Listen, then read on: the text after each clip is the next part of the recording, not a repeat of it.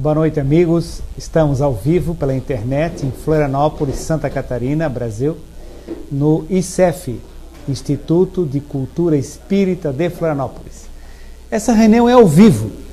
Hoje é dia 23 de outubro de 2013. Inicialmente, para a preparação energética do ambiente, vamos mentalizar uma chuva de luz sobre nós, uma chuva de luz prateada, gotas que nos transmitem harmonia, equilíbrio, paz, que possamos sentirmos-nos mergulhados nessa psicosfera da nossa casa, do nosso ICEF, essa psicosfera de paz, de harmonia, de equilíbrio, e que tenhamos o assessoramento dos nossos colegas, amigos e companheiros da espiritualidade que nos acompanham, nos intuem e participam conosco também dessa nossa reunião. Está aberta a nossa reunião de estudos.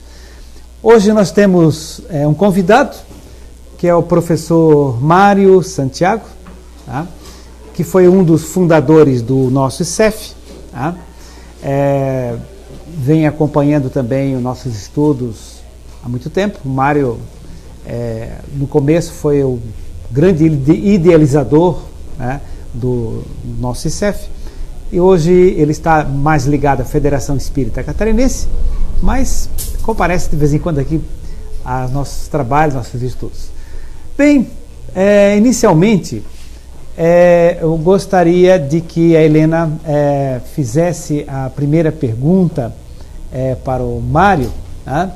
E ele vai desenvolver uma temática interessante, e à medida que as perguntas forem se desenrolando, o Mário vai abrindo também a oportunidade para que vocês questionem, tanto pela internet quanto os presentes. Como o Mário ele tem um discurso assim muito profundo, muito filosófico, muitas vezes é um pouco longo e as pessoas ficam acanhadas de fazer a interrupção para a pergunta. Mas não fiquem, só levantem o dedo, por favor. Eu peço a palavra, eu abro a palavra e vocês questionem, né? Então não há problema de que, mesmo que ele esteja numa longa digressão, vocês levantarem o dedo, eu passo a palavra e completo o pensamento e logo dou para vocês a oportunidade de fazer as perguntas. Da internet é mais fácil, é só digitar, né? Muito bem, então, Lena, o que você gostaria de trazer aí de questionamento que está anotado já para o Mário? Vamos lá. Luciano, vira ali para nós novamente. Isso, obrigado. Então, lá vai a primeira pergunta. Há alguma diferença marcante entre as religiões tradicionais e o espiritismo, principalmente no que concerne a Deus e o Espírito? Sim. Isso aqui é importante salientar. A do verbo haver? A do verbo haver. Com H e um acento agudo no A. Há sim muitas diferenças. Eu acho que isso é fundamental. Que a gente discirna, sob pena de nós cairmos na mesmice histórica, de perder a razão de ser da religião. Hoje a palavra religião ela está desgastada, começa a perder sentido, porque a religião repete muito a nossa tendência como seres humanos de aparência. Então, a religião vive com muitas cerimônias, muitos rituais, muitos aparatos. E era, sim, necessário tirar toda essa roupagem para ir se buscar lá no fundo o que é que, afinal de contas, se pretende com religião. Essa palavra, ela tem 3 origens linguísticas, etimológicas possíveis. A primeira é de religare, que é muito conhecida. no sentido de dizer-se que a religião faz a religação do homem, do ser humano, com Deus. Eu, pessoalmente, critico muito essa hipótese, porque esse desligamento é algo impossível. O desligamento? Desligamento. É algo impossível. Viver fora de Deus é uma impossibilidade total e tão absoluta quanto o próprio Deus. E nós, espíritas, colocamos Deus como o alvo, ou seja, um conhecimento, algo que ultrapassa o próprio conhecimento, porque tem um sentido metafísico muito significativo relativamente à origem e à própria criação. Então eu descarto essa possibilidade de que a palavra religião venha daí, embora possa sim, por outras razões, que não a da própria religiosidade. Então por razões formais. A primeiro significado, da primeira hipótese de origem da palavra religião seria o religare. Religare. Que você fez uma análise agora, né? Isso. A segunda é de religio. Essa então é pior, porque essa hipótese ela leva ao culto. Religio como culto, ou seja, como um hábito de cultuar. Em relação a esses, Jesus disse: ai deles, desses que cantam, que falam. Eu vejo que a única hipótese possível e adequada para uma coisa racional é a expressão relegere, que significa escolha. Eu acho que é a única possibilidade lógica dentro do movimento espírita, para a gente aceitar que o espiritismo seja uma religião. Só assim. Kardec fez observações que me parecem assim muito importantes. Ele não colocou o espiritismo inicialmente como uma religião. Não fez isso em hipótese alguma. No livro O que é o Espiritismo, logo nas primeiras páginas, faz uma definição basilar, que diz que o Espiritismo é uma ciência que estuda a origem, a natureza e o destino dos espíritos e as suas relações com o mundo corporal. Se alguém não pegou, eu repito: uma ciência que estuda a natureza, a origem e o destino dos espíritos e as suas relações com o mundo corporal. Isso que o espiritismo tem por objeto. Não é? Então vê-se que é impossível colocar essa hipótese ligada à ideia de religare ou de religio, enquanto culto, enquanto coisas formais, cerimoniais. Nós é que vamos perceber alguma coisa. Então, o que o Espiritismo faz? Ele rompe com a antiga religião das aparências e inaugura uma coisa nova. Por quê? Porque ele revela, por assim dizer, abre o pano para mostrar a espiritualidade. Então, aquilo que as religiões sempre ocultaram, mas afirmavam a existência do espírito, o espiritismo agora abre o pano. O espírito está à vista para todos. E eu não estou falando por falar, não. Porque quando eu lembro, por exemplo, esse fato histórico é interessantíssimo.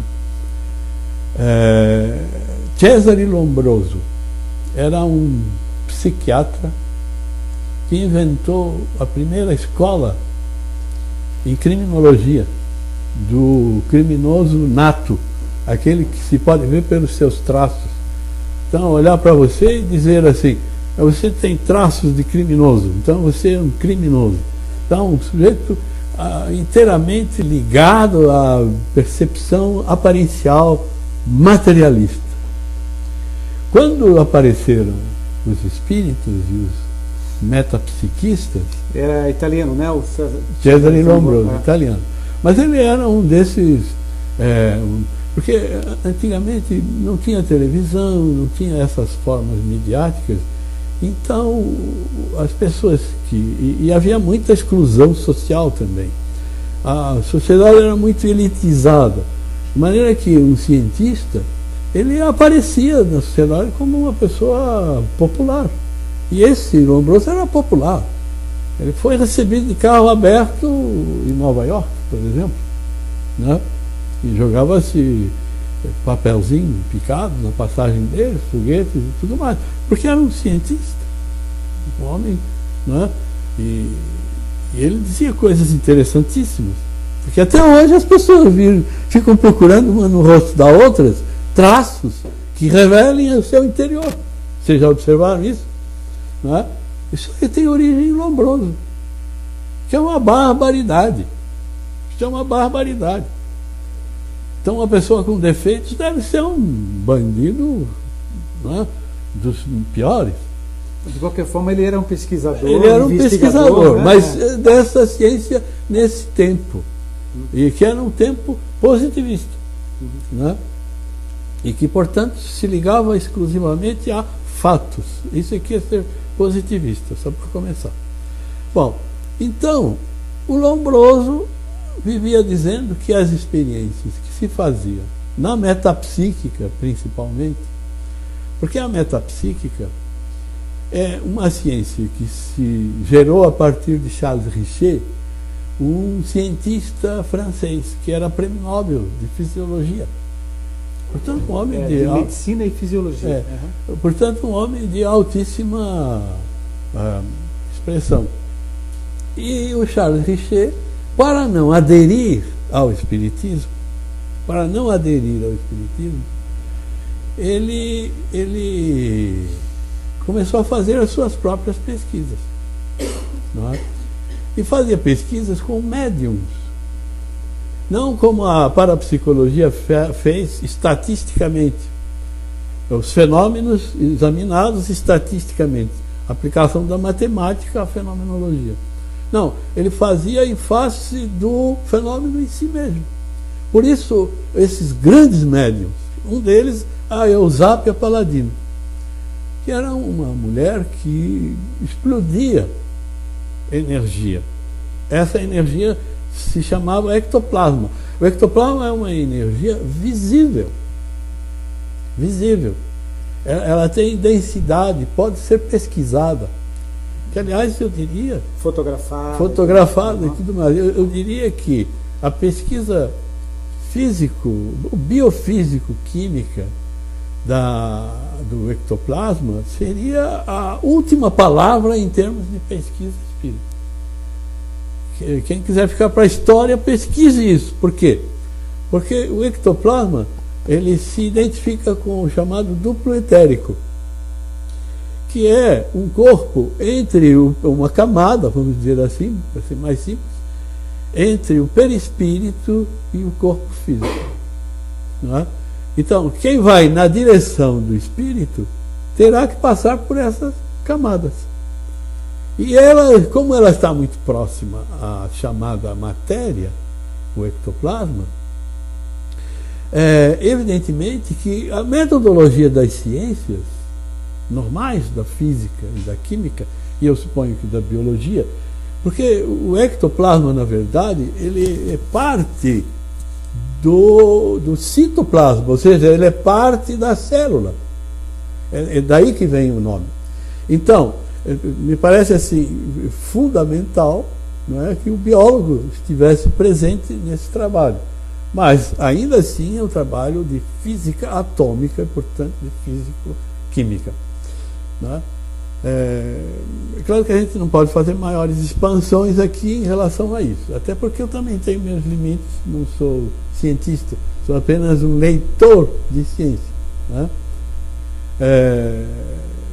nessa dimensão. Pois bem, então, pesquisando a Eusápia Paladino, eles amarravam e tudo mais, e ela produzia fenômenos, por exemplo, de materialização.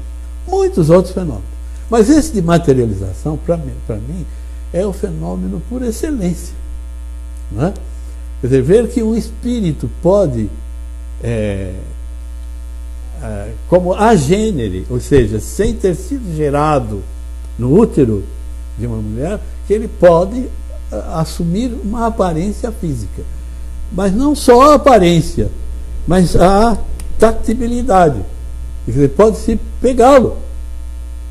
Então, se é uma mulher que se materializa e você gosta dela, pode tocar uma música e tirá-la para dançar, porque vão dançar. Como se fosse uma pessoa viva.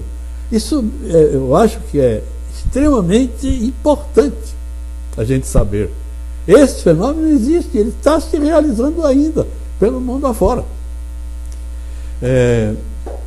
Então,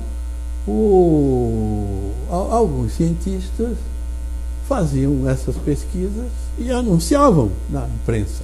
A imprensa dava espaço. Isso é importante a gente saber.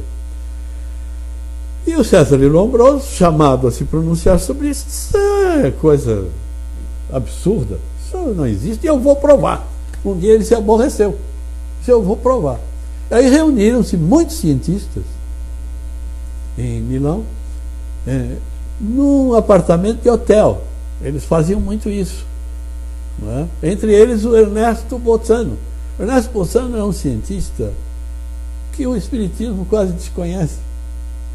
Quase. Não desconhece, obviamente. A obra de Herculano Pires, por exemplo, que é mais conhecido, e se comemora neste ano o centenário de Herculano Pires, né? Ele é de setembro. Fala muito de Bolzano, né? E algumas afirmações do Herculano Pires no livro básico dele, O Espírito e o Tempo, estão alicerçadas em Bolzano, né?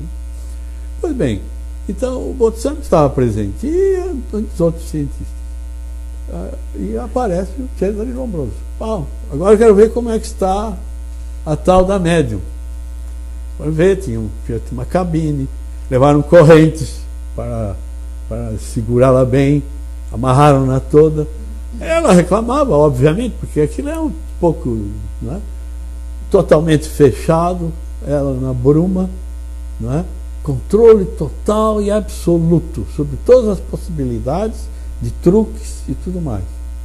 Mas não é que de repente sai um algodão dos furos.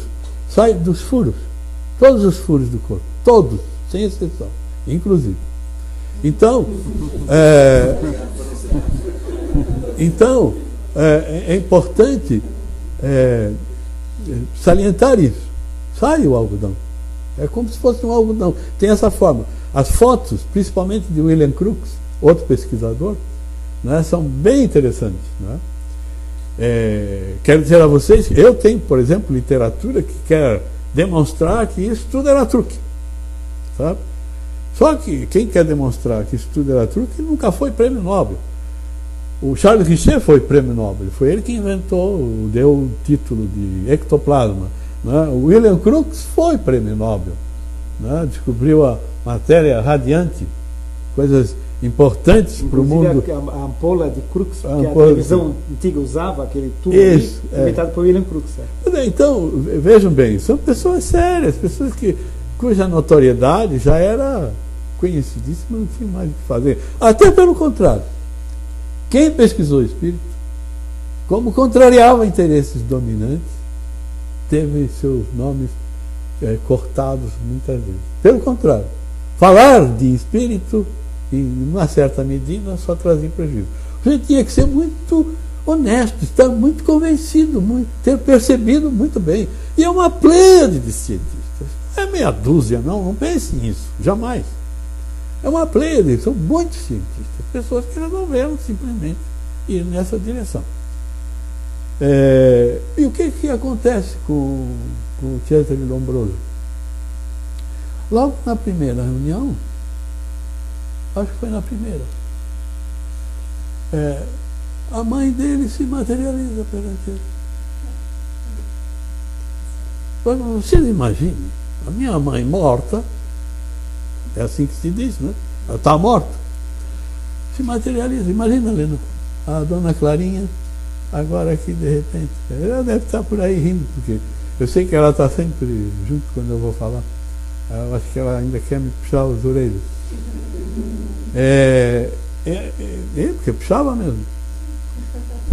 No meu tempo, na minha geração, da Helena, não sei. Também, né? Pois bem, então aparece a dona Clarinha do César Lombroso. E eles começam a conversar sobre a infância, puxando de orelha dele.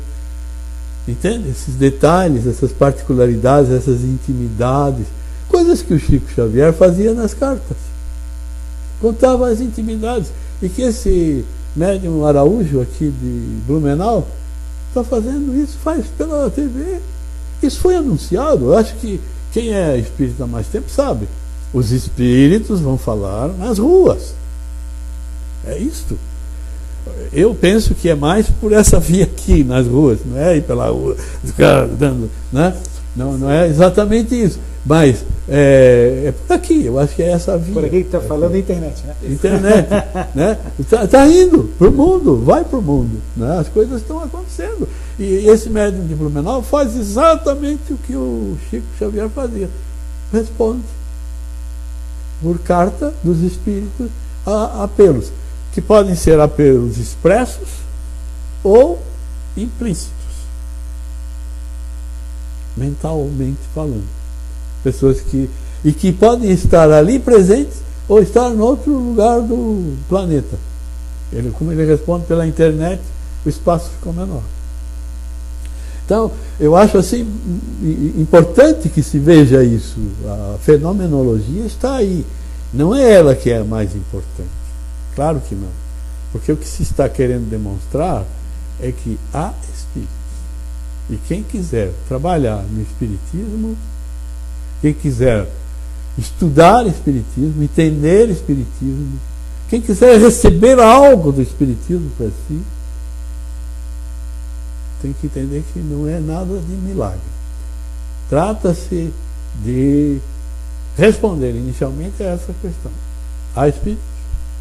Kardec começa a obra dele dizendo isso. Há espíritos. Né? E ele responde isso positivamente. Então, vejam só que coisa magnífica, não é? Abriu-se uma porta para a espiritualidade. E o Cesare Lombroso, depois de 16 reuniões, conversando com a sua mama, né? Ele é italiano, então conversando com sua mama, né? Ele disse: espíritos, imagine esse homem que passou a vida pregoando o contrário, de repente rende-se e diz: espíritos. Escreveu uma obra que se entende ser uma obra básica hoje, desse ponto de vista do início da ciência espírita, hipnotismo e espiritismo, que a Federação Espírita Brasileira publicou há muitos anos.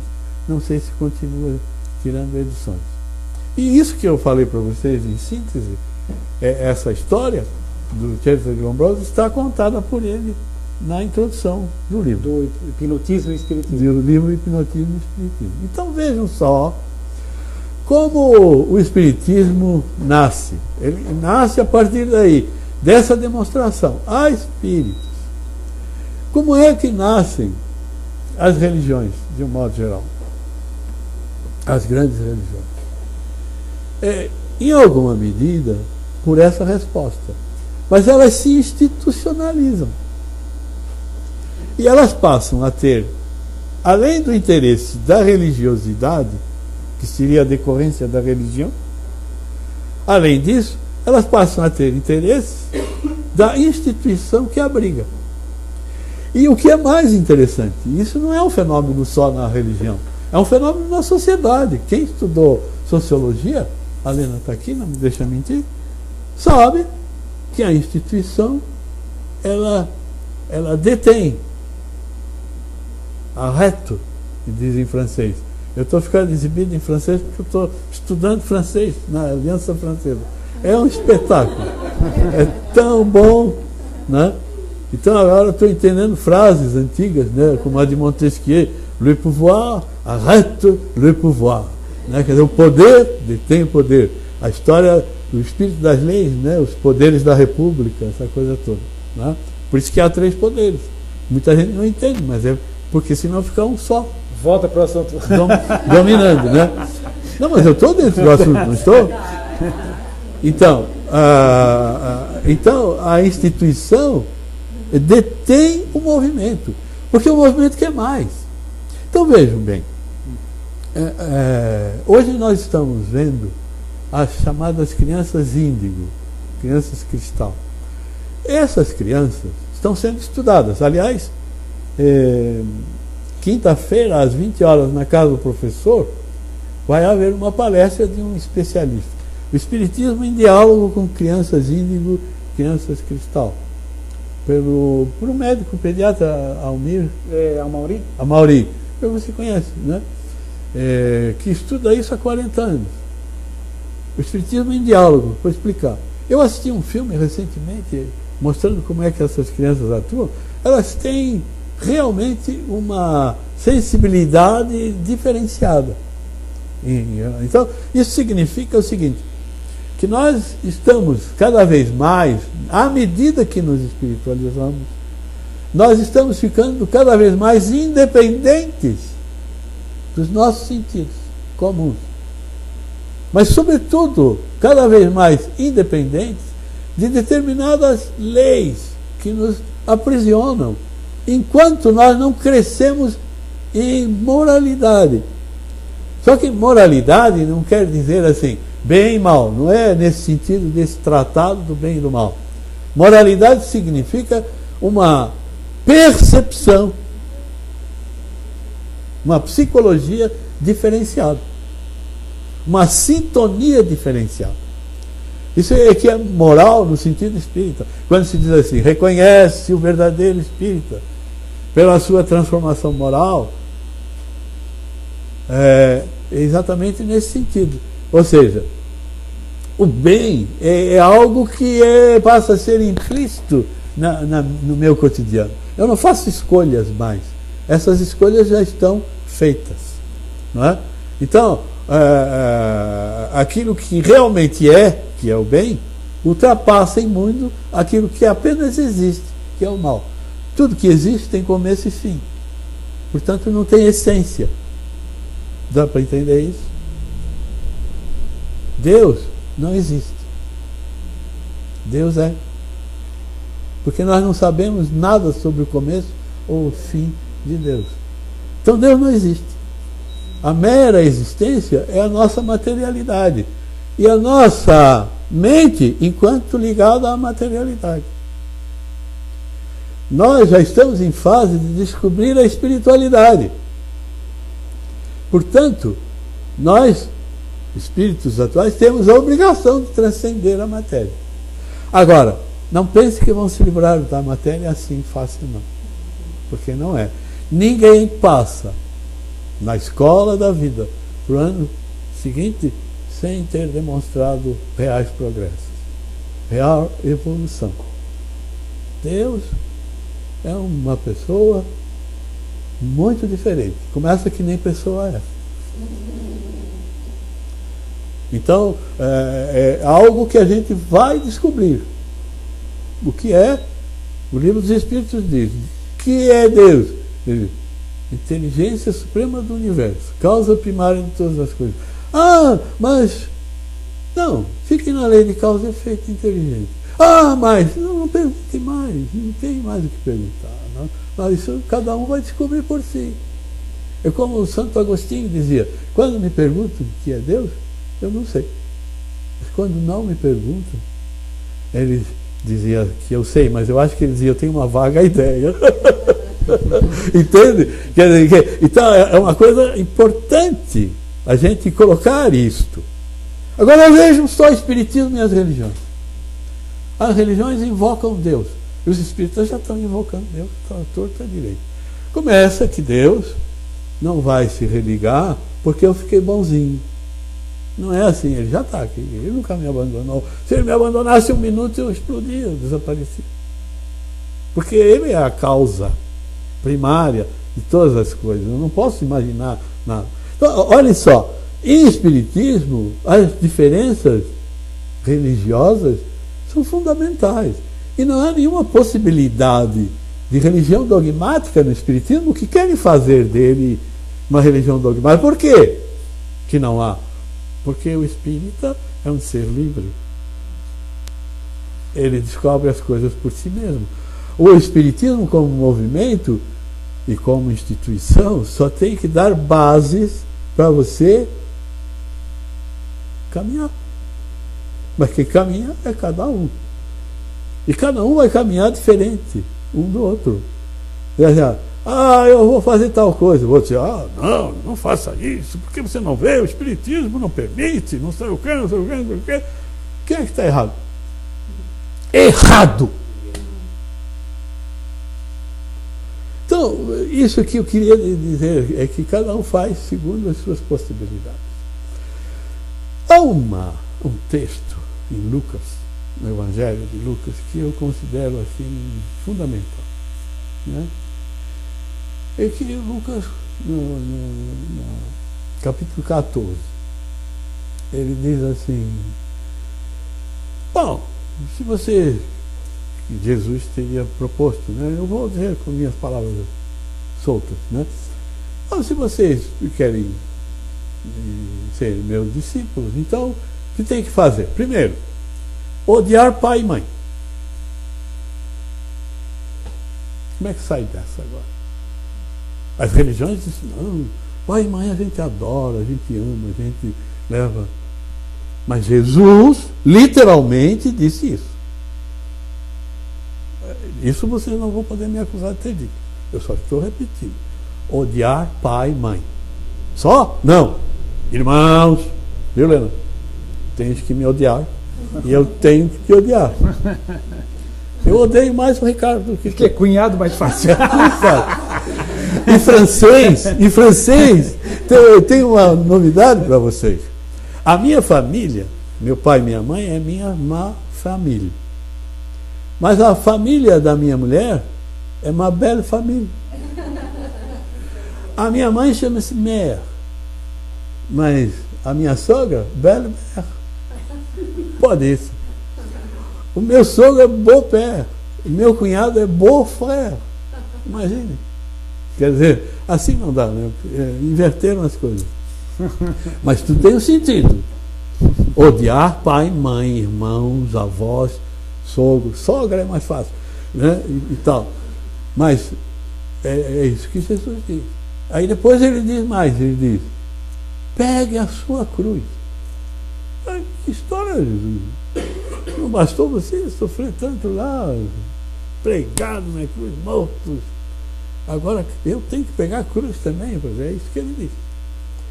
Aí ele disse mais, coisa que quase ninguém repete. Ele usa para isso. Vejam bem, cada uma dessas coisas ele usou. Só não esquece de interpretar o odiar, hein? Porque tem gente que está esperando ali. Sim, claro. Mas não sou eu quem explica isso. Não, mas vai ter que explicar. Quem explica isso é Freud. Bom, tudo bem. Freud explica. Não, aí eu quis fazer uma piada que ninguém riu, mas era para rir. Freud explica, né? Pegar a sua cruz, né? Aí, mas o que era mais importante é o que vem a seguir. E é tão importante que o evangelista Lucas levou agora não um versículo, mas pelo menos uns 5 versículos para dizer. A mesma coisa, nos 5 versículos. Ele diz assim: mas antes de começar a construção de uma casa,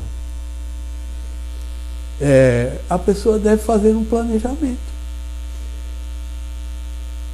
Estás agoniado? Não, tranquilo. E passa água ali. Nossa. A pessoa tem que fazer um planejamento, né? E avaliar se vai poder terminar a construção.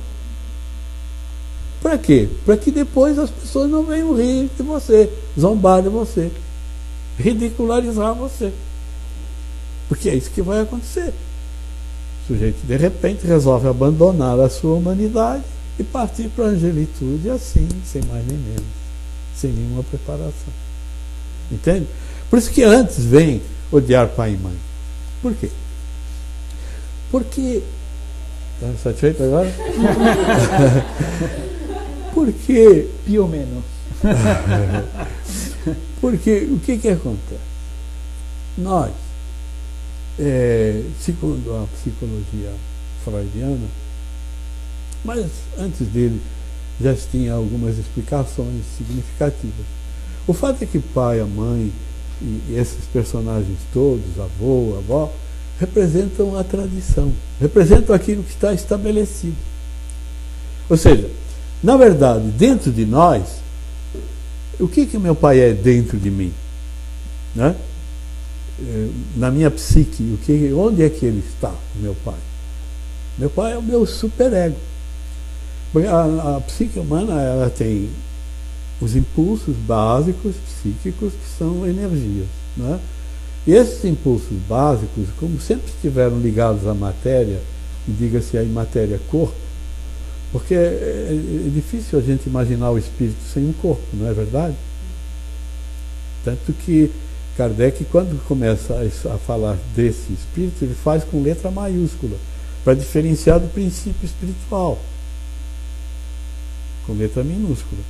Quando é espírito, quando já se individualiza, é com letra maiúscula. Como é que a gente desprega do princípio espiritual? Isso ainda é um mistério. Mas, como diziam os gregos, mistério é aquilo que pode ser conhecido e que, portanto, desafia a nossa pesquisa, desafia o nosso trabalho, desafia o nosso conhecimento. E é isso que faz a ciência. Por isso Kardec diz, uma ciência. Por que se atreveu a dizer que era uma ciência? Quando se imagina que o espiritismo devesse ser uma religião, porque trata de Deus e do espírito, como os outros tratavam. Não é assim. Não tratava assim. A religião, para o espiritismo, é a pré-história. Não é a história. Depois da religião vem a filosofia, que é a crítica desse conhecimento, que é o conhecimento básico, empírico. E depois da filosofia vem a ciência, que trabalha com evidências. Sai da elucubração.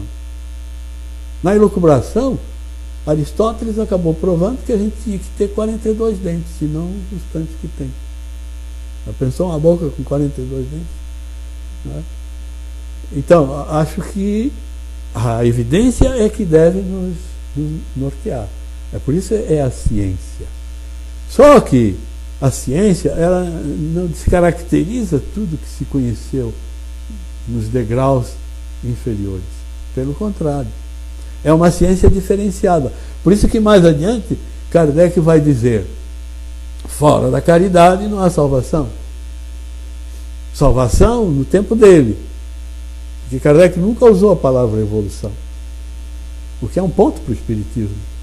Porque o Espiritismo, coletivamente considerado, passou a considerar esse processo como de evolução. Por quê? Porque a palavra progresso, salvação, estavam ligados ao positivismo religioso e ao positivismo científico de Augusto Comte. Aliás, tem uma pergunta sobre essa questão de positivismo e Augusto Comte que foi enviada. De repente, pode até colocar, mas acho que você já insere. Você dá uma lidinha nas perguntas, Lena.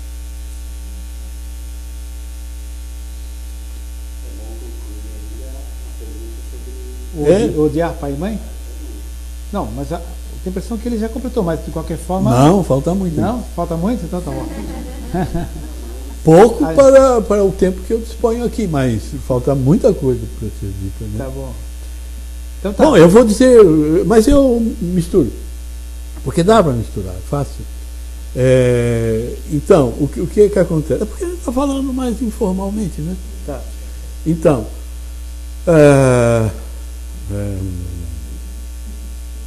não, onde que eu estava ali, que você falou, do positivismo, não é?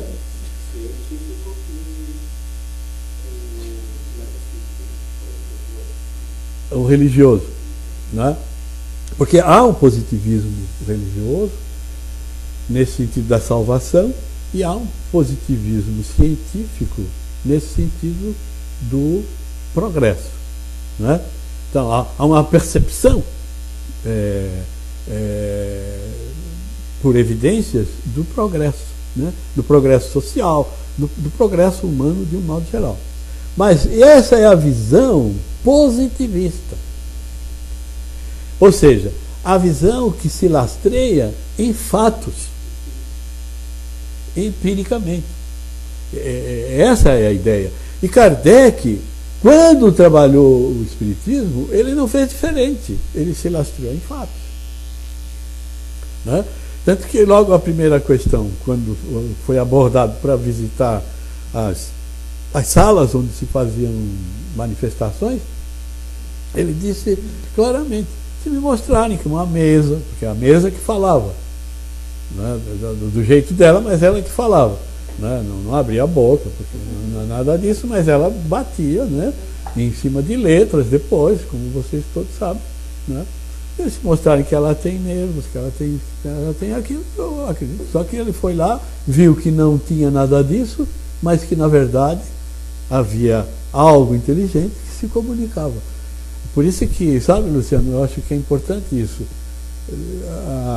O Espiritismo começou com a transcomunicação instrumental. Não era eletrônica, né? Mas é transcomunicação instrumental. O que se está discutindo agora é se em todas as situações há necessidade de haver um médium que ceda mediunidade para a ocorrência do fenômeno. Ceda ectoplasma, no caso, né? Ceda ectoplasma, vamos dizer. Eu não queria fechar no ectoplasma, porque o ectoplasma é uma utilização. Nós imaginamos outras possibilidades, inclusive no perispírito, né? Mas vamos utilizar o ectoplasma, porque é algo que está em hipóteses, né? As coisas estão postas hipoteticamente, então são possibilidades de trabalho, né? Então eu acho isso interessantíssimo. O que se pesquisa é se na transcomunicação eletrônica se há necessidade do espírito do médium ou não, né? Se essa pode se dar independente do médium. O que se tem visto até agora é que esse fluido energético ou essa energia precisa estar presente. Em casos de telefonema, por exemplo, os espíritos disseram: não temos mais energia, precisamos captar e ver, portanto, no médium que está passando, aquele que se disponibiliza para isso. Eu, pessoalmente, recebi um telefonema desse.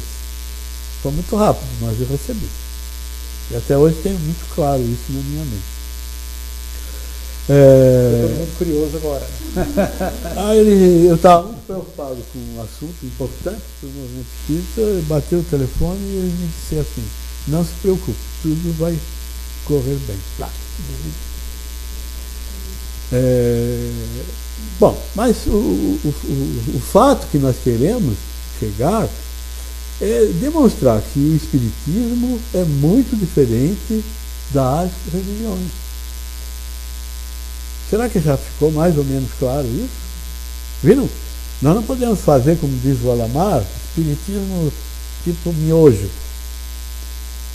Existe um macarrão que a gente cozinha rápido, né? Então, pretende-se, que muitas pessoas pretendem conhecer o Espiritismo rapidamente, né? Isso não é possível. O Espiritismo é um embalar de experiências intelectuais e afetivas. Por isso a ideia da caridade, que vem lastrear a ciência no Espiritismo. Não é a ciência espírita. Ciência é ciência, seja onde for, que tem como objeto coisas materiais, fenômenos sociais, fenômenos psicológicos, fenômenos espirituais. Ciência é ciência. Como não há arte espírita, há o espiritismo na arte, se mostrando na arte. Arte é arte, ciência é ciência, filosofia é filosofia. O dado é que se vai acrescentar. para efeito de se fazer as hipóteses e as respostas. Bom, então, o que eu penso é que abriu-se a porta. Agora vocês vejam o que se dizia. Depois da morte, meu filho, dizia o padre, ao céu e ao inferno. Depois de muita discussão, os concílios falaram no purgatório.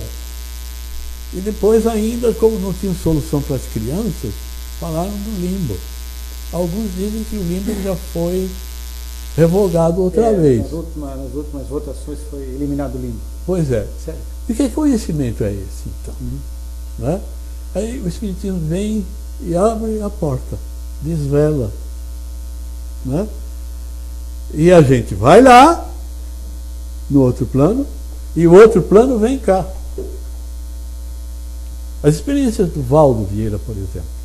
Tem gente que acha que é proibido falar isso no meio espírita. Porque o Valdo Vieira brigou com o Chico, não sei o quê, não sei o quê, não sei o quê. Tudo balela. O que nos importa é a pesquisa do espírito. O espiritismo é a ciência do espírito, que fala da origem, da natureza, do destino do espírito e as possibilidades de comunicação entre eles e nós. Então, não há ciência espírita propriamente. Há ciência pura e simplesmente que se adequa à proposta espiritual. E está isso. Né? Começa positivamente, começa fenomenologicamente. Mas a ciência, ela se paradigmatizou de formas diferentes no correr da história. E essa ciência positiva, que a gente fala da Escola de Viena,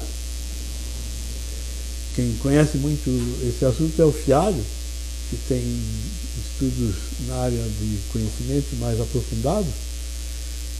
Ela sofreu crítica a partir da Escola de Frankfurt. Então, houve um movimento filosófico, principalmente na década de 60 do século passado. Por exemplo, Erich Fromm é um desses psicólogos, sociólogos que trabalharam muito. Walter Benjamin, muitos outros, né? E que ainda continuam, né, na esfera da filosofia, trabalhando o conhecimento. Né? De sorte que esse conhecimento positivo passou a ser compreendido a partir de uma epistemologia em que se debatia relativamente à metodologia empregada para chegar ao tal conhecimento. Né? Episteme é nesse sentido da crítica que se pode fazer, né? Relativamente aos métodos. Eu estou vendo que a hora vai indo, eu vou falar um pouquinho mais rápido. Então, hoje, o círculo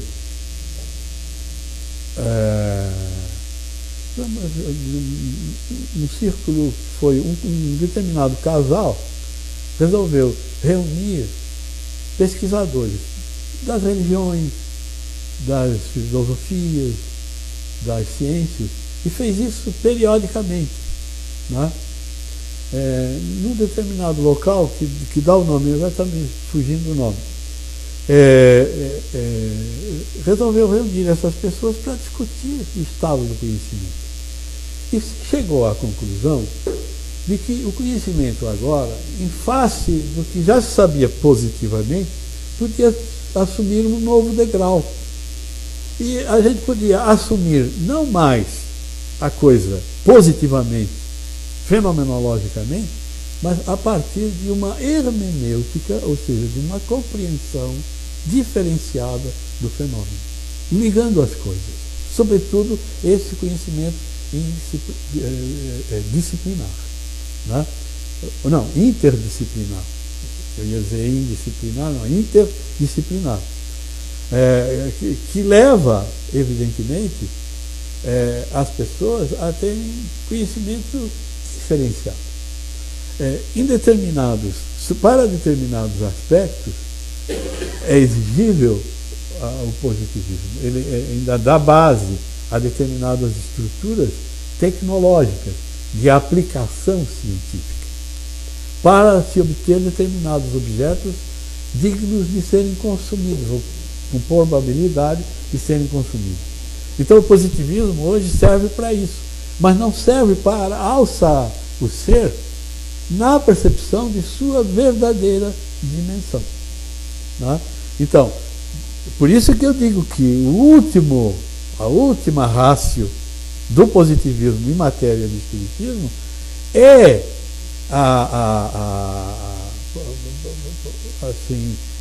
compreensão clara do que seja o ectoplasma. Ou seja, esse elemento que liga o começo da outra dimensão a esta dimensão, né? Positivamente.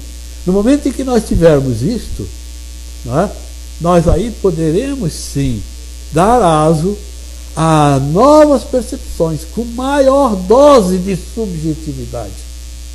Isso que é importante. Maior dose de subjetividade. Porque a dose de subjetividade que se dá hoje na esfera espiritual leva muito a quê? A misticismo. E o misticismo é algo que não se compadece com as estruturas evolutivas do ser. Porque o ser sempre poderá fazer determinadas viagens, ainda que não esteja evolutivamente pronto. Porque essa viagem, a gente diz, viagem, né? Olha o gesto que eu estou fazendo. Viagem, como se fosse para fora. Na verdade, o misticismo faz viagem. É diferente. Percebe? É como aquele psicólogo rasteiro, né, que diz assim, quando você risca dessa maneira, você é altruísta. Quando você risca dessa maneira, você é egoísta. Né? Mas aí o significado é de que você tem que ir para dentro de você nessa viagem astral. Ou seja, o infinito é tanto infinito para fora como para dentro. E nisso nós vamos parar por aqui, porque a questão vai nos levar a determinadas situações. O que importa é o seguinte, é que a ciência pode ser subjetivada em alguma dimensão, em alguma medida. Basta que os espíritos percebam isto, e ao perceberem isto, consigam desprendimento.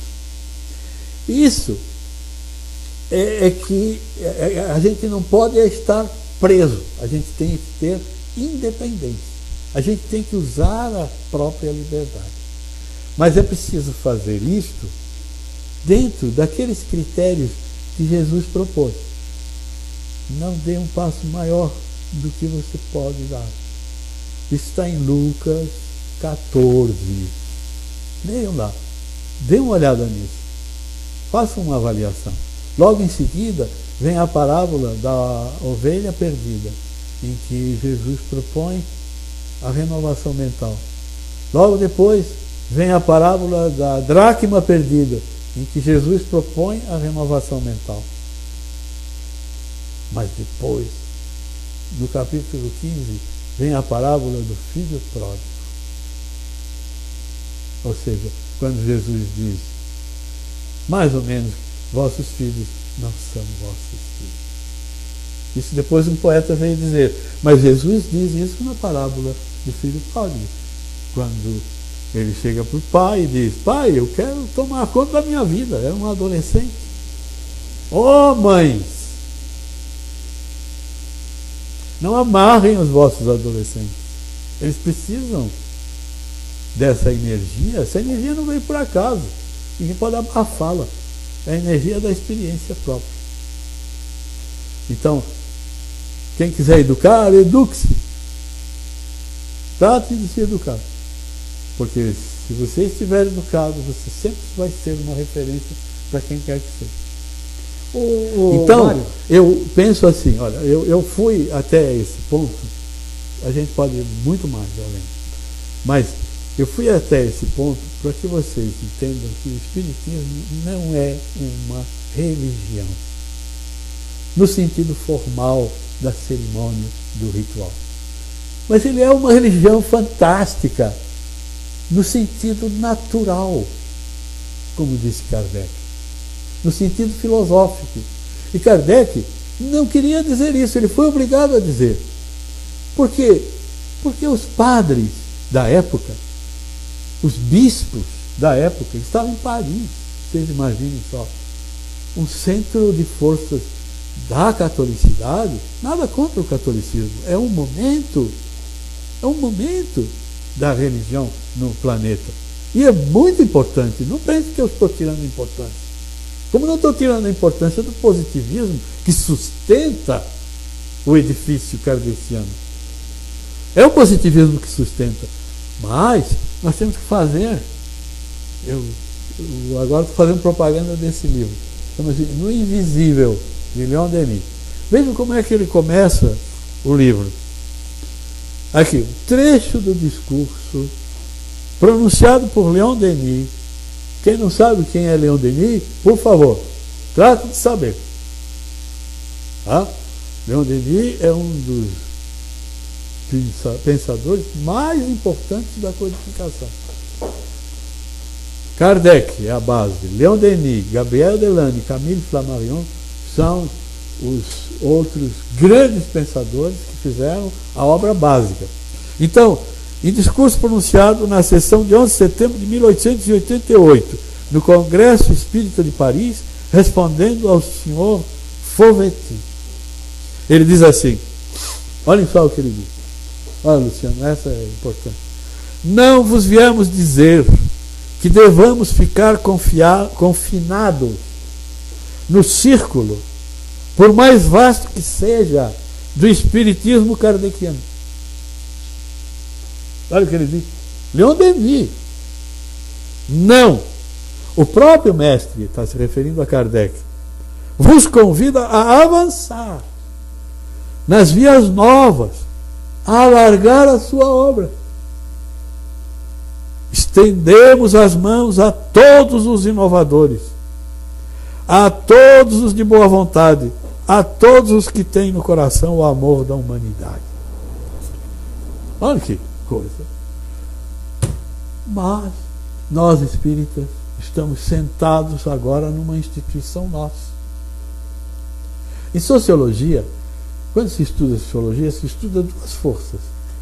A força dos que não querem mudar e a força dos que querem mudar. Os que não querem mudar, não querem porque usufruem daquilo que se chama poder.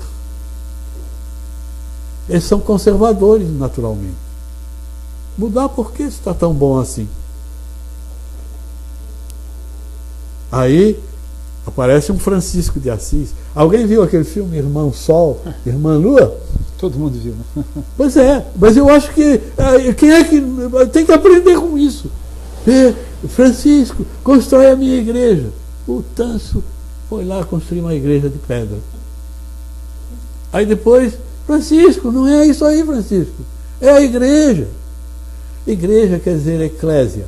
Eclésia quer dizer movimento. Olha só. Então, ao lado da instituição tem o movimento. Ao lado da estática social, assim que se chama, tem a dinâmica social. Nós espíritas queremos a cinemática, porque aqui tem uma outra contribuição, que é a contribuição da afetividade. O cientista espírita é um homem amoroso por excelência.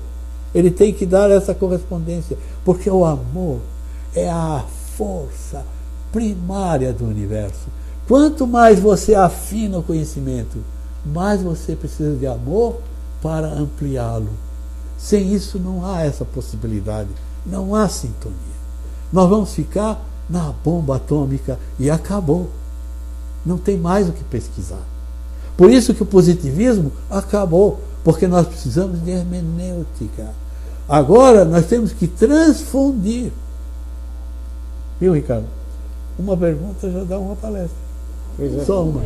Então, eu acho que mas vejam bem, eu acho que vocês tiraram muitas conclusões e assinalaram para si mesmo algumas bases, que é fundamental.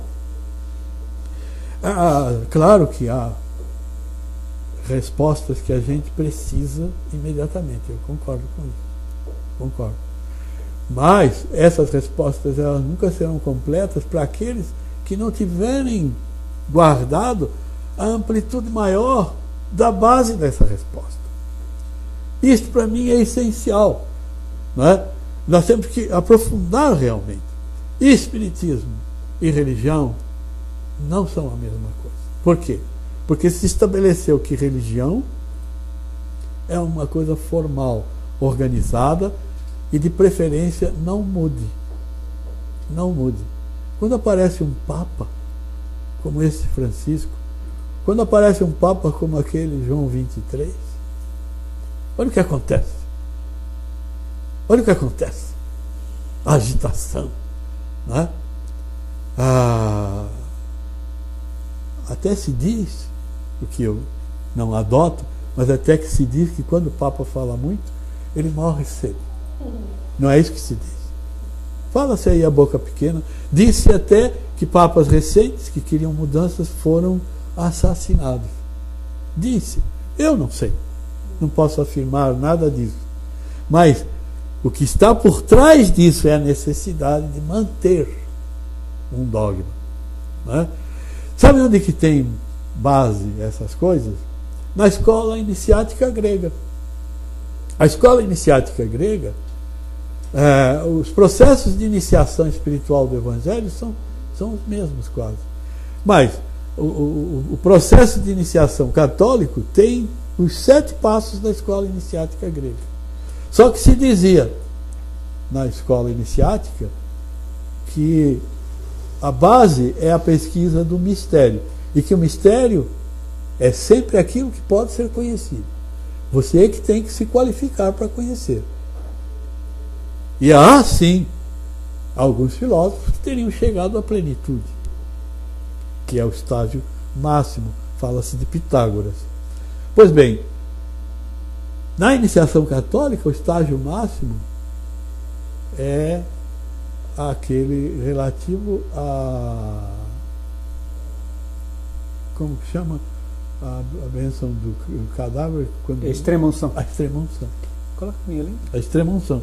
Entende? Quer dizer, e lá o mistério deixa de ser mistério.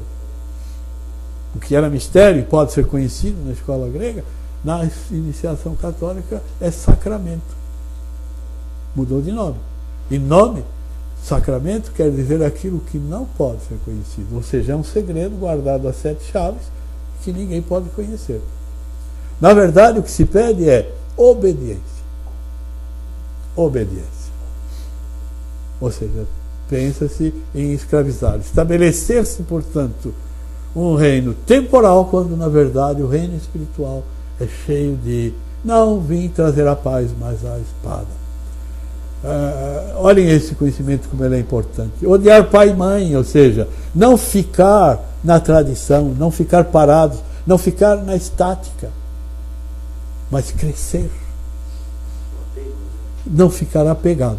Aí a coisa pragmática que o Luciano trouxe. Essa ideia do apego. Quer dizer, numa resposta rápida, a gente falaria disso, né? Mas de onde é que nós estamos tirando essa ideia de que é preciso ter desapego? É porque se está abrindo. E aí nós estamos vendo uma dimensão em muitas dimensões. Aliás, ontem eu fiquei sabendo que descobriram um objeto com 2 dimensões. Foi detectado na natureza algo com 2 dimensões e não com 3 dimensões. E isso está possibilitando, Luciano, a invenção de novas cargas energéticas permanentes. O celular, dentro em breve, não vai precisar mais recarregar.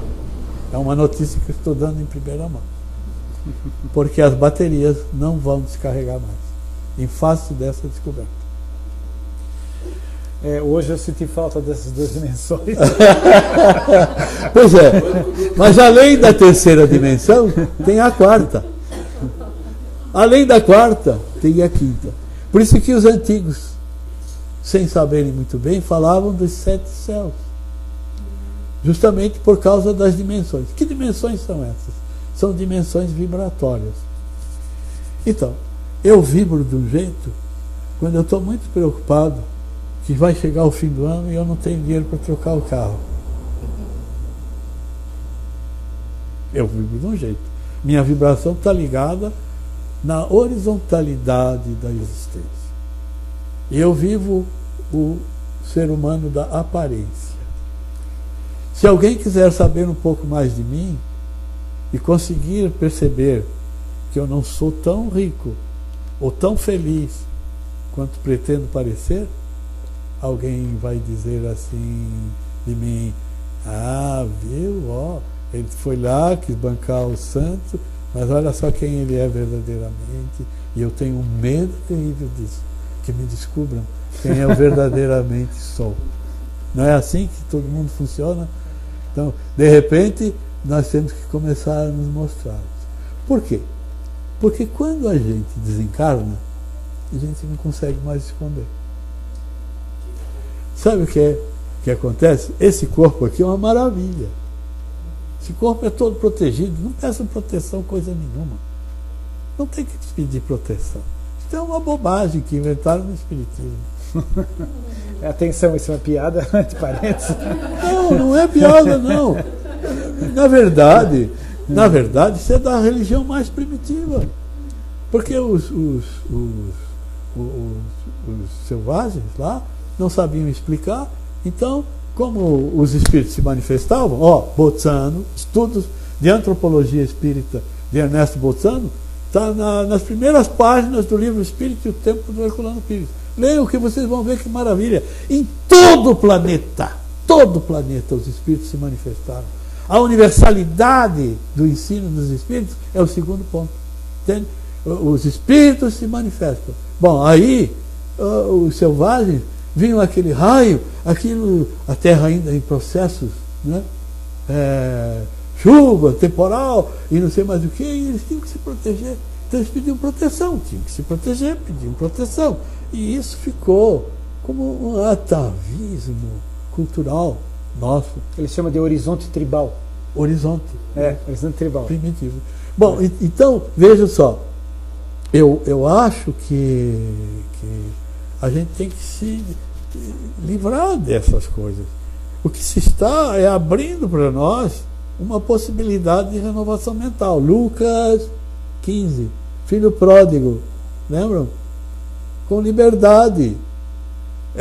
Por isso que o Espiritismo é importante para o cristianismo, porque vem explicar essas coisas que antes não se sabia, né? Como explicar isso? Então, inventou-se uma lógica aristotélico-tomista, entende? Que é uma coisa impenetrável, e daí o sacramento, porque não tem como explicar. Como que vai explicar? Numa instituição que quer ser poderosa, dominadora das mentes e das sociedades e das riquezas, como que se vai explicar que não, tem que deixar a pessoa ser livre e fazer o que ela bem entender, dentro de um clima civilizado, lógico, porque nós atingimos o patamar da civilização. Então não é deixar o id sexual ficar por aí. Não, é preciso sim algo dentro das convenções que estabeleça limites no superego, e aí, então pode haver sublimações, pode haver recapitulações, etc. Não é?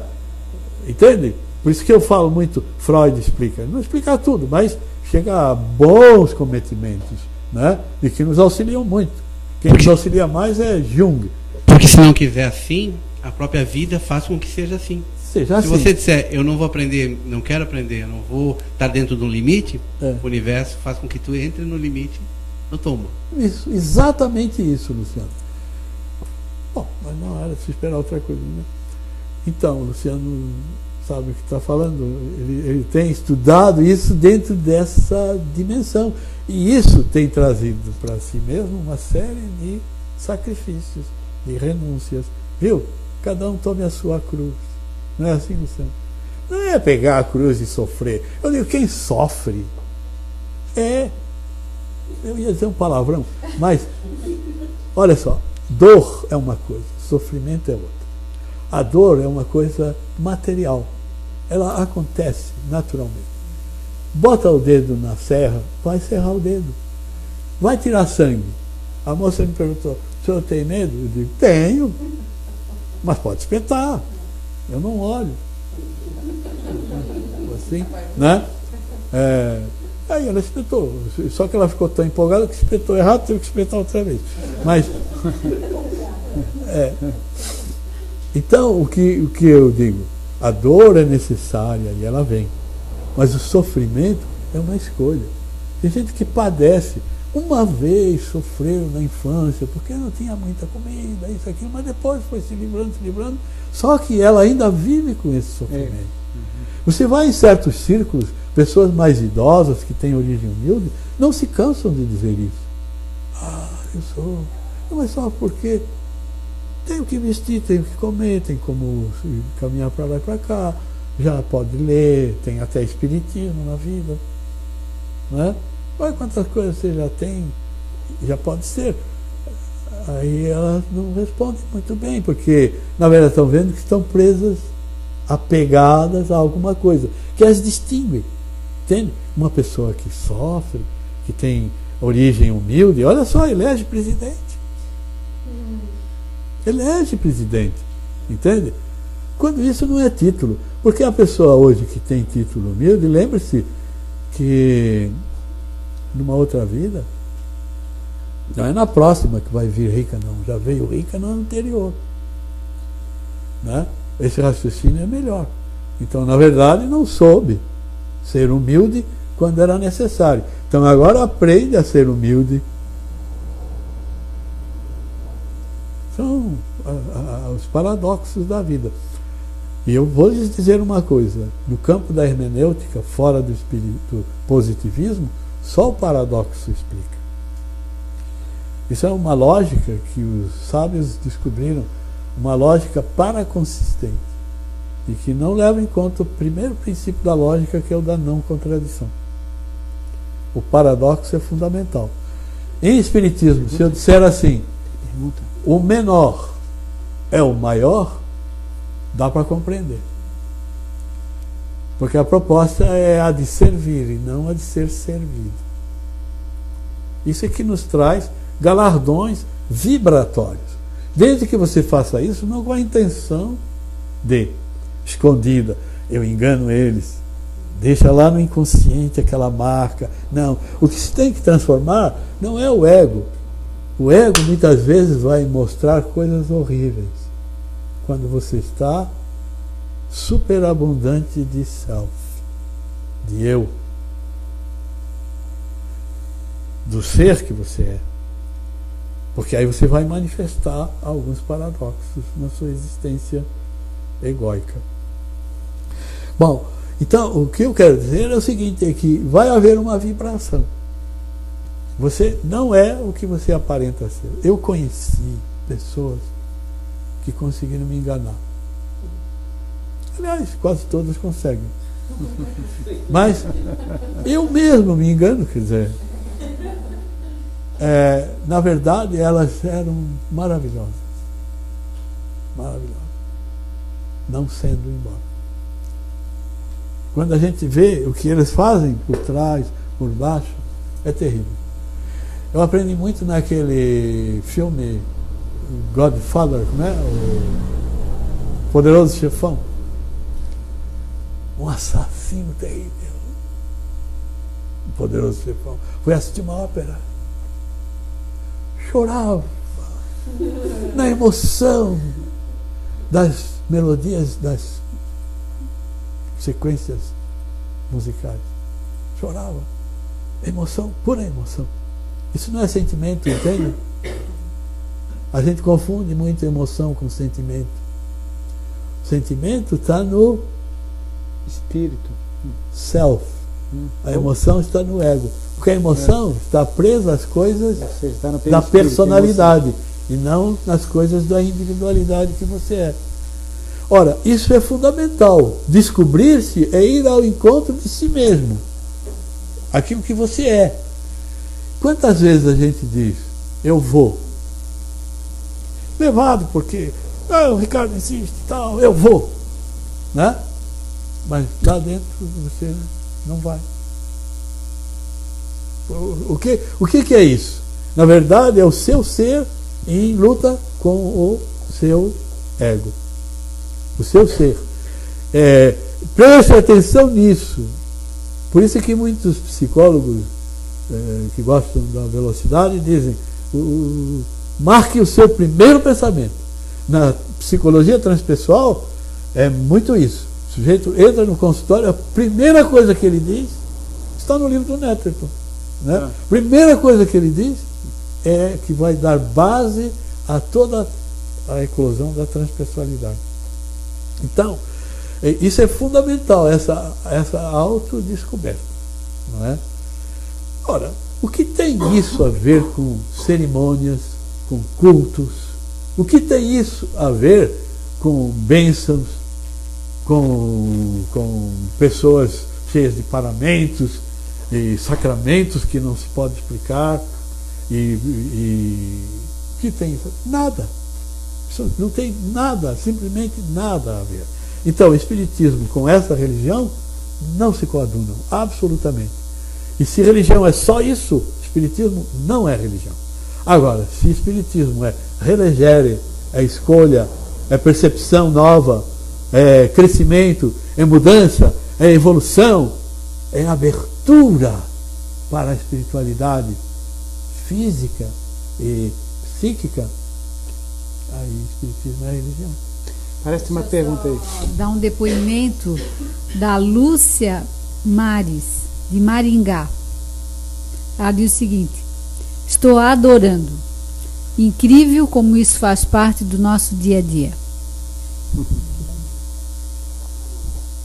Bom, do meu faz agora. Porque essa é a questão. Eu até pareço bonzinho. Pareço. Essa é que é a questão. Eu mesmo ainda não me encontrei. Serei bonzinho? Sabe qual é o exercício que eu tenho feito ultimamente? É que quando você sai à rua, principalmente nas ruas muito cheias de gente, você está sempre se defendendo. Se não está se defendendo, há aqueles que acreditam que o ataque é a melhor defesa, né? Vai também atacando. E de diversas maneiras. Outro dia eu estava com meu neto. Íamos caminhando.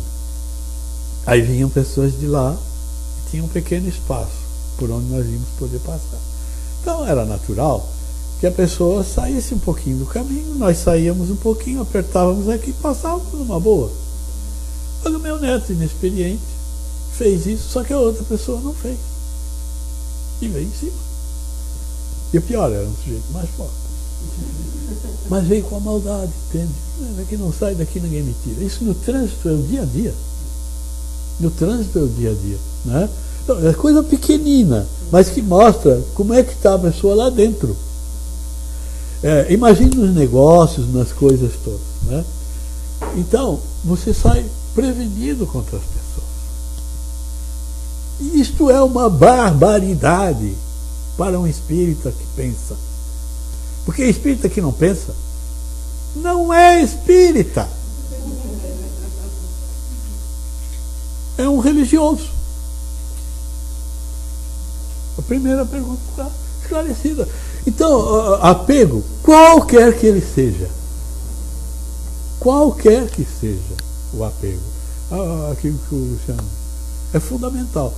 Porque quando se abre a porta, agora da espiritualidade, e já se abriu, está cheio de autores aí.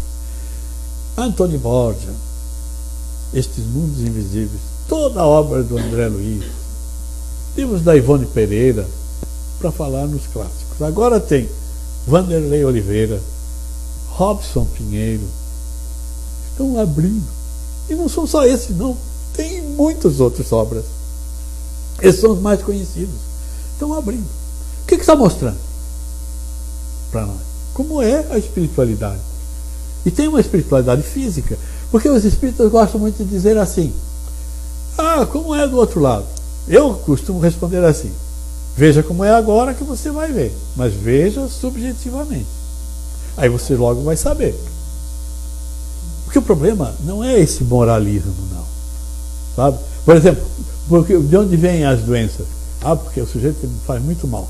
Eu estou vendo aí caras com a maior saúde física, entende? Eles só fazem coisas que a moral costuma dizer que é absurdo. Não tem nada a ver. O que tem a ver é a psicologia. E a psicologia, ela conduz a energia psíquica. Culpa, por exemplo. Arrependimento, por exemplo. Então, a doença, ela está numa outra faixa. Eu acho que o Ricardo saberia explicar isso bem melhor que eu, porque além de ser médico, ele é homeopata, e como homeopata, ele começou com Descartes, que fez muito essa linha de percepção. Não se trata de moralismo, portanto. Tá? Trata-se de uma convicção.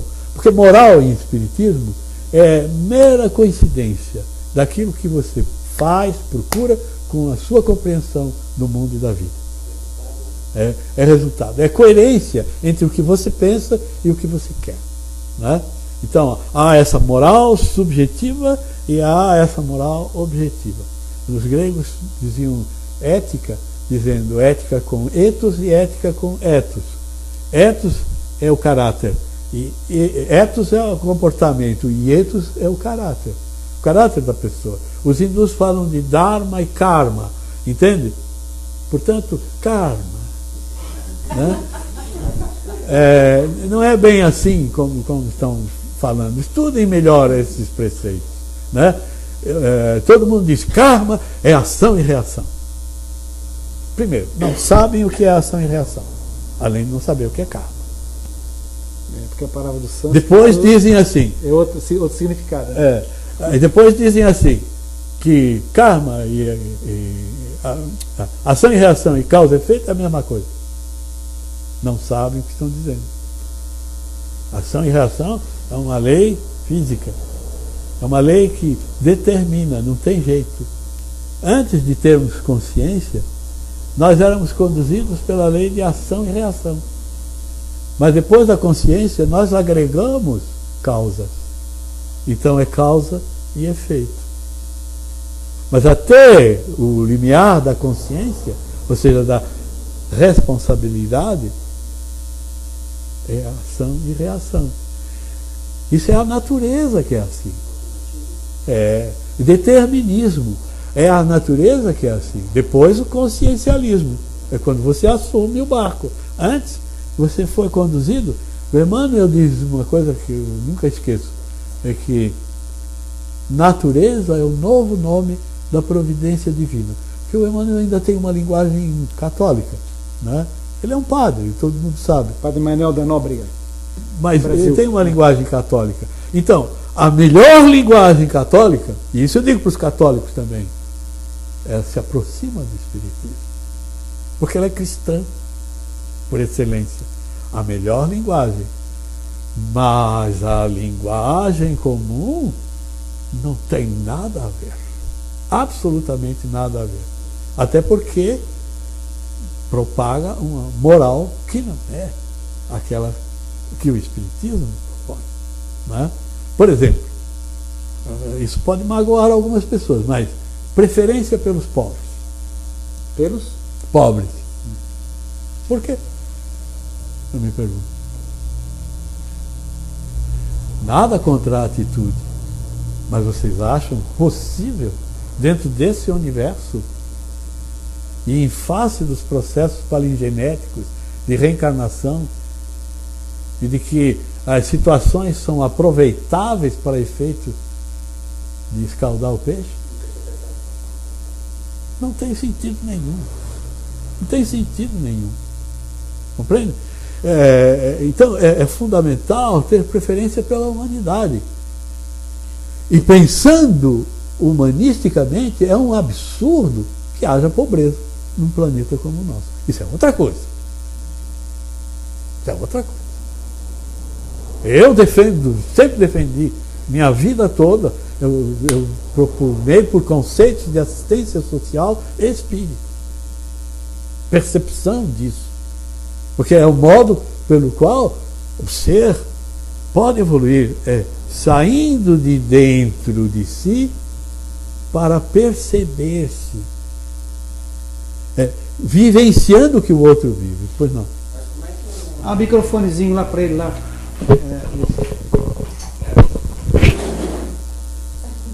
Um ser que cai nesse planeta aqui e que passa fome lá na África, para citar um exemplo, vai evoluir se não tem nem o que comer. Isso eu concordo. Nós concordamos com isso. É um absurdo. Agora, são os azares desse espírito. Deixa eu... São o que? Eu não entendi. Os azares desse espírito. Deixa eu só fazer um parênteses. É que eu queria, antes de terminar, Ricardo, porque eu estou falando numa abertura e nunca falo dela, né? Falei das diversas dimensões que hoje já se pode perceber. Hoje nós já temos quase que um começo de uma geografia do plano espiritual. Mas só dar não explica isso. Eu sei que não, mas claro que não. Veja bem, o que eu quero que você entenda é que nós é que construímos as situações que vivenciamos. Então, eu diria, nós construímos a humanidade que somos, não é verdade? Ou foi Deus que construiu assim? Nós é que construímos.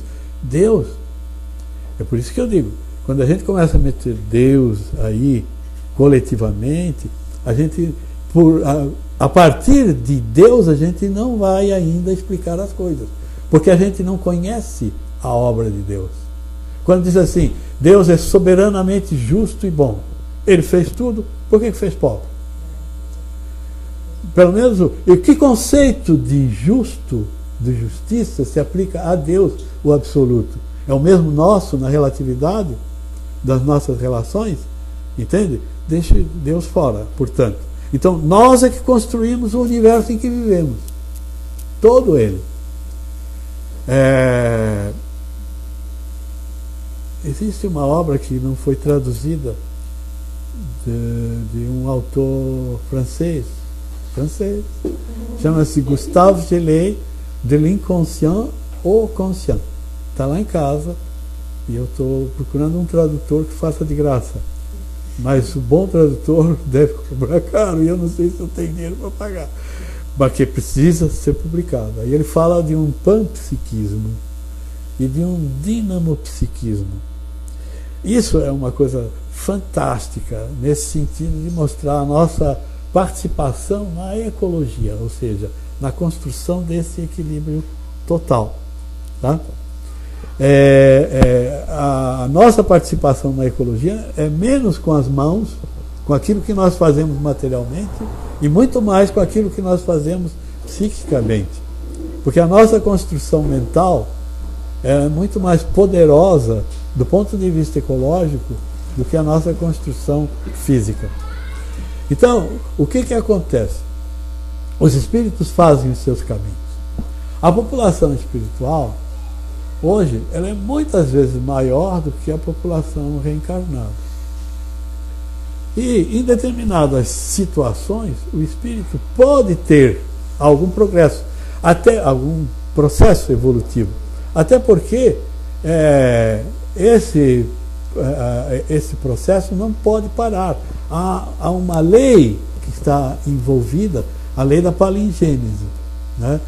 Isso já exigiria para nós um novo discurso de mais... Palingênese é reencarnação. Reencarnação, em última análise. Mas é preciso mudar a palavra quando se quer dizer algo mais que o fato em si. Algo que está contido na ideia de reencarnação, né? Além dela mesma. Porque a reencarnação pode ser dita assim como um fenômeno. O espírito que se une ao óvulo, né? Ao óvulo? Pode ser. Então, a partir dali vem um novo ser, né? Que às vezes as palavras me faltam, eu não sei. Mas o fato é que da união dos gametas, né? Sim. Surge o quê? O que surge? Surgiu o ovo. O ovo. Então, essa união do espírito com o ovo faz um novo ser. Isso é reencarnação. Não é? Agora, reencarnação não é só isso. Há uma série de outros elementos psíquicos e subjetivos que estão ali encadeados. Então, o meio, o ambiente que você vai nascer, etc., tudo isso é determinante. É aí que o que acontece? Ô Mário, deixa eu fazer um parênteses é o seguinte. Claro. Tá? Estou falando muito. Não, tá ótimo. Não, é o seguinte. Mas a questão dele é o seguinte, tá? Então, juntando o que ele falou, o espírito que vai reencarnar, ele tem que reencarnar em algum local, certo? Existe miséria no planeta? Existe. É absurdo, como ele colocou? Mas existe. E esse pessoal tem filhos, certo? Muito miserável, tem filhos. Quem é que vai reencarnar lá? Quem é que vai reencarnar lá? Aquele espírito que tem a frequência vibratória, o comprimento de onda de energia, o brilho, a luminosidade, a opacidade, tem todo o conjunto, uma psicosfera que vibra e magneticamente sintoniza e automaticamente é atraído para aquele ambiente. Não foi Deus que mandou reencarnar, porque isso não existe. Não existe Deus humanoide que faz isso, faz aquilo. Isso é uma criação humana, é um Deus inventado pelo homem, né? Então isso existe uma lei cósmica. Então esses indivíduos, eles são automaticamente, por magnetismo, eles reencarnam lá. Mas tem aqueles que escolhem isso. Sim, tem situações específicas. E são muitas, não são poucas, são muitas. Algumas são evidentes. Então, de repente, surge um professor na favela que é favelado. Vocês já começaram a prestar? Eu detestava. Hein? Mas ela própria. Né? Mas vocês já notaram esses rappers que chamam, né? Esses repentistas, dessa nova música que não é música que surge? Eu detestava isso, sabe? Porque eu ainda sou, em matéria de música, do tempo romântico. Eu acho que da música romântica, clássica para cá, a música não deu nenhum salto de qualidade em direção ao espírito. A música se tornou muito corporal, né? E eu ainda estou buscando aquela música New Age, entende? Que foi anunciada e em alguns momentos teve, e que respeita você. A música que respeita, que não te conduz, né?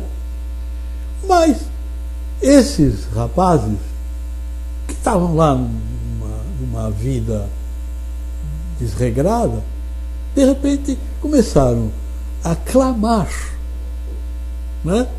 Olha só que missionário que é esse camaradinha, que não tem cultura, que não tem uma linguagem civilizada, assim, toda, né, gramatical, etc., né?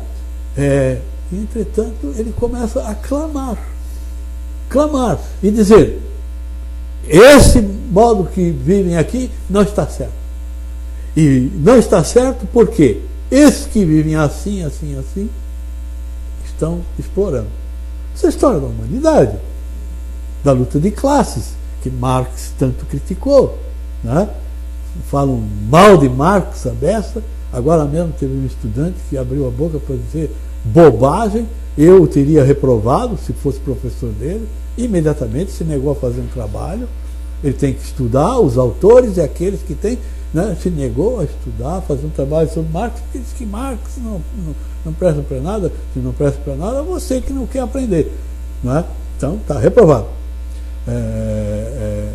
Pois o Marx fez uma crítica fantástica à sociedade. E é isso mesmo. Vocês têm que acreditar, existe um governo invisível. Agora mesmo, eu digo isso no ar. esses poderosos dos bancos roubaram 7 trilhões de dólares do povo americano. Com essa crise que houve, o governo teve que injetar. De onde veio o dinheiro do governo americano, se não do povo americano? Se eles exploram outros povos comercialmente, é outra questão. Já é outra questão, porque a história da vida humana é de explorações. Pois bem, esses camaradas estão clamando nas bases da sociedade. Esses movimentos que estão acontecendo aí, essas confusões, olha, na verdade, razão tinha aquele que disse que a desordem é só a expressão de uma nova ordem. O Mário, nós esquecemos, rapaz, o nosso horário na internet já esgotou há um tempo. Eu acho que você podia fechar a questão, né? Eu estava vendo que tinha passado a hora. Pois é. Estou falando. Né? Você podia fechar, já faz a prece e já encerra, tá? Ah, sim. Tá bom. Eu acho que nós fizemos sintonia, né? Como é o nome dele? Como é o seu nome? Está perguntando lá. Como é seu nome? Maurício. Já começamos a sintonizar um pouco, não é? Acho que sim. Porque eu não quero convencê-lo, sabe? E isso é uma coisa que não está na minha mente. Querendo ir embora, mas eu não quero. É paradoxo, sempre é paradoxal, né? A gente não quer, porque eu não quero argumentar, nem quero polemizar, né? Eu quero apenas expressar como eu estou vendo as coisas. Então, eu vejo um plano espiritual que se abre em muitas camadas. Aqueles que estão muito apegados nem sabem o que é o plano espiritual, ficam aqui pela terra mesmo, sabe? E aborrecendo, porque mantêm as emoções que tinham aqui e as ligações que tinham. Muitos processos obsessivos começam exatamente por essa camada, tá? E essa camada apresenta paisagens realmente pesadas, mas não quer dizer que não tenha nenhum edifício bem limpo no plano astral mais baixo. Tem sim, porque os espíritos conhecem a limpeza. E não é só foguinho, como fizeram naquele filme, e lama, e gente se derretendo. Não é bem assim, não. A coisa tem uma outra dimensão. Também. Né? Bom, então, o que a gente vê? É que nós saímos daqui com essas nossas demandas. E vamos para o plano espiritual demandando. Né? São questões. Nós temos que superar a era do direito para entrar na era do dever, nesse sentido da mudança da nossa mente. Isso é que eu queria que ficasse como melhor mensagem. E na ideia de mudança de mente, nós podemos encerrar o nosso trabalho hoje, fazendo isso que nós chamamos de uma oração. É a mesma oração das religiões, nesse sentido de pedir e etc. Acho que não. É como disse o poeta uma vez: a oração verdadeira é aquela que oferece. Que seja a nossa oração, portanto, uma oferta, porque é dando e se recebe. Então deixemos que o nosso espírito, por isso que a gente fecha os olhos, e é tão bom fechar. Pode fazer a prece com os olhos abertos, não há problema nenhum. O que importa é a mente, não as expressões exteriores. Mas como a gente ainda sofre muitas influências, é bom fechar um pouco os olhos físicos também, mas fechar sobretudo os olhos da mente e deixá-la sobrepairar, desprender-se, alegrar-se numa outra dimensão de amorosidade, posto que a prece deve preparar-nos para o momento seguinte da nova relação. Sendo assim, nós buscamos essa sintonia com as camadas superiores da espiritualidade, para assim sintonizar, renovar a nossa mente, buscando outras paisagens, outras paragens, buscando sair da caverna de nós mesmos, onde vicejam as sombras, e encontrar a luz irradiante do sol, da realidade espiritual, esta sim, que governa o mundo, os planetas e o universo afora. Que assim seja. Está encerrada mais uma reunião do Instituto de Cultura Espírita de Florianópolis. Até quarta-feira que vem.